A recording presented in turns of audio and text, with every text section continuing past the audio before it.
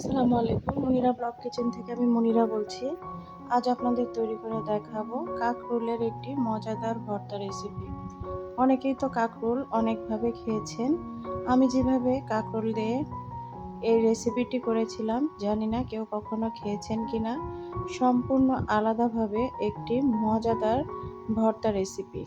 কাঁকরোল দিয়েও যে এত মজাদার ভর্তা তৈরি করা যায়, অনেকেই হয়তো জানেন না। তো আমি এখানে 2 ফালটা করে কেটে নিলাম। পরবর্তীতে আরও কেটে নিয়েছিলাম, যেটা আমি আপনাদের দেখাতে ভুল করেছি।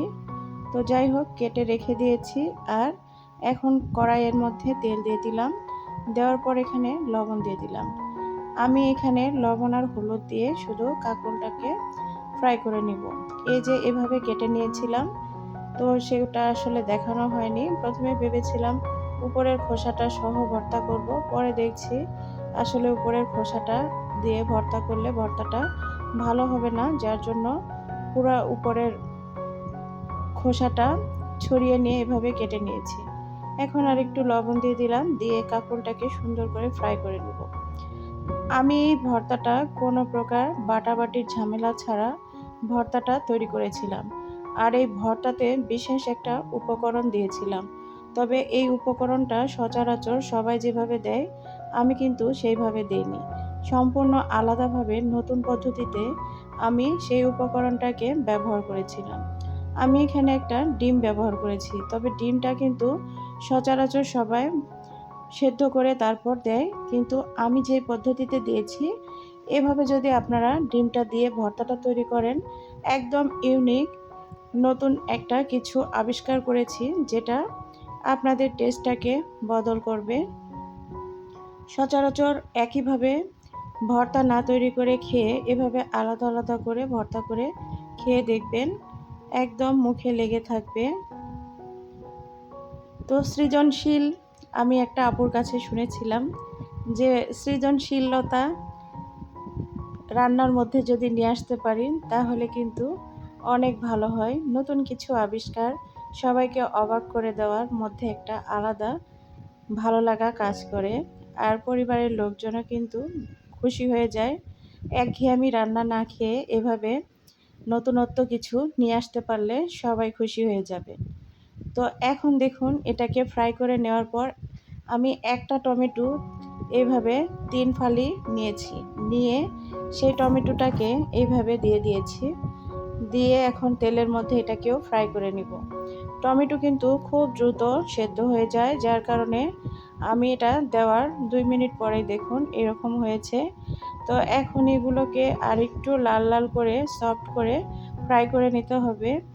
যেহেতু আমি এত পাতলা করে কেটে দিয়েছি, যার জন্য সফট হবে খুব দ্রুত, বেশি সময় লাগে না। 5 থেকে 7 মিনিট সময়ের মধ্যে এটা পুরোপুরি কমপ্লিট হয়ে যাবে। তো এই যে দেখুন, অনেকটা সুন্দর কালার চলে এসেছে। আর এই কালারটার কারণে ভর্তার টেস্টটা কিন্তু দ্বিগুণ বেড়ে যায়। তো এইভাবে একটু কালার নিয়ে আসলে, পোড়া পোড়া কালারটা নিয়ে আসলে ভর্তার টেস্টগুলো খুবই ভালো আসে। তো এগুলোকে উঠিয়ে রেখে দিয়েছি।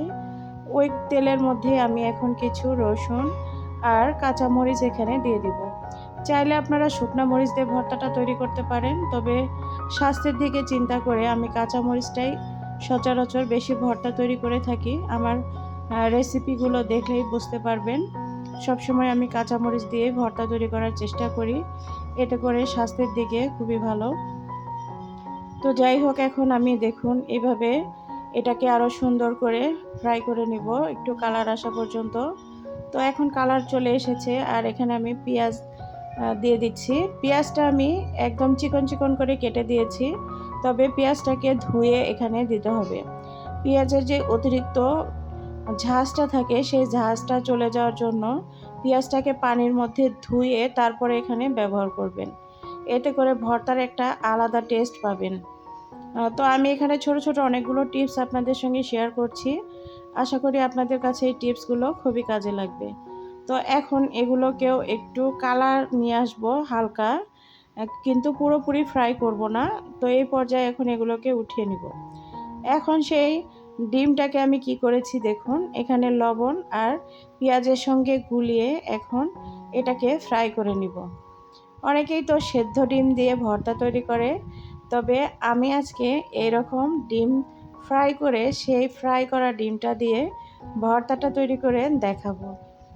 তো এটা কিন্তু সম্পূর্ণ নতুন। জানি না আগে কেউ কখনো করেছেন কিনা, তবে এভাবে ট্রাই করে দেখবেন। সম্পূর্ণ একটা আলাদা টেস্ট। আর এই ডিমের ফ্রাইটা দিয়ে এই ভর্তাটা তৈরি করলে কী যে মজা আপনাদের বলে বোঝানো যাবে না। সম্পূর্ণ ইউনিক একটা ভর্তা। তো এখন এই যে ডিমটাকে আমি একটু এরকম করে ফোল্ড করে নেব রোলের মতো করে। তো এখন দেখুন এই যে এরকম করে নিয়ে এসেছি, কিন্তু এটাকে পুরোপুরি সুন্দর করে ফ্রাই করে নিতে হবে।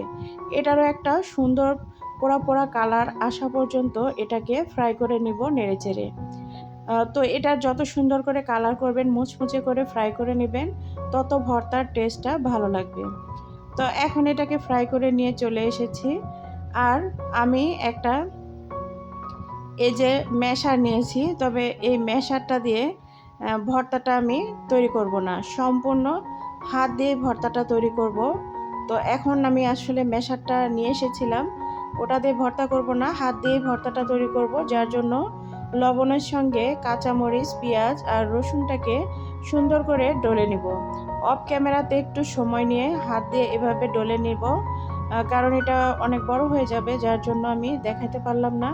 তো এই যে অনেক সুন্দর করে আমি এটাকে ডলে নিয়েছি, ম্যাশ করে নিয়েছি। আর এখন দেখুন হাত দিয়ে যত শক্তি আছে এইভাবে এখন এটাকে মেখে নিতে হবে। তো আমি হাত দিয়ে এভাবে মাখছি। অনেকেই হয়তো বলতে পারেন যে হাত দিয়ে যেভাবে মাখছে এটা রুচিতে আসবে কি না। তবে আমার পরিবারের লোকগুলো শুধুই আমার। তো এখানে তারা আমি হাত দিয়ে এভাবে মেখে দিলেও তারা কিন্তু কোনো কিছুই মনে করবে না। তো যার জন্য আমি এভাবেই ভর্তাগুলো তৈরি করে থাকি। যারা এই ধরনের কমেন্ট করে থাকেন তারা কিন্তু বাসায় সেম কাজগুলোই করেন, কিন্তু অন্যের ভিডিওতে এসে আজেবাজে কমেন্ট করেন। তো এই সমস্ত কমেন্ট করে আমাদেরকে দুর্বল করে দেওয়ার চেষ্টা করবেন না, অনুরোধ করছি। তো যাই হোক, আপনাদের যাদের কাছে মনে হয় যে এভাবে হাত দিয়ে ভর্তা তৈরি করলে দেখতে সমস্যা লাগে, তো সেই ক্ষেত্রে গ্লাভস পরে কাজটা করতে পারেন। আর এখানে আমি এখন সরিষার তেল দিলাম। সরিষার তেল ছাড়া তো আর ভর্তা ভালো লাগে না। তো সরিষার তেল দিয়ে এখন ভর্তাটাকে আরও সুন্দর করে মেখে নিয়েছি। এই যে দেখুন এরকম ভর্তার লুক, একদম সেম দেখতে মাছের ডিমের মতো লাগছে, আর খেতেও অসাধারণ ছিল। তো সৃজনশীলতা কি বুঝতেই পারলেন, নতুন কিছু আবিষ্কার করা। তো আমিও কিন্তু নতুন কিছু আবিষ্কার করে আপনাদের মাঝে শেয়ার করলাম। আশা করি রেসিপিটি আপনাদের খুবই কাজে লাগবে আর খুবই ভালো লেগেছে। ধন্যবাদ এতক্ষণ সময় দেওয়ার জন্য।